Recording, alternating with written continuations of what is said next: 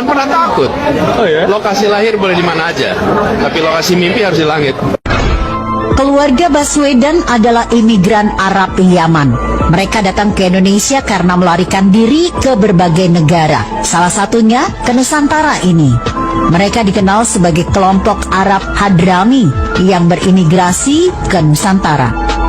Mengutip artikel yang ditulis Markona yang disadur dari redaksi Indonesia.com, mereka merupakan kelompok miskin yang harus meninggalkan Arab karena ajaran dan tingkah laku mereka membahayakan politik pemerintah di masa itu dengan selalu mengatasnamakan agama untuk mencapai tujuan mereka.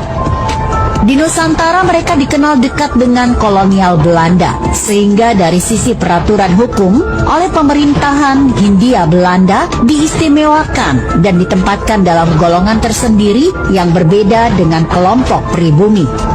Di mana ketika itu pemerintah Hindia Belanda menerapkan aturan berdasarkan golongan, yaitu 1. Golongan Eropa, 2. Golongan Timur Asing, 3. Golongan pribumi putra. Keturunan Arab ditempatkan sebagai golongan Timur Asing dan telah terbiasa melihat diri mereka lebih tinggi daripada pribumi, sebagai kasta yang lebih rendah dari kasta mereka.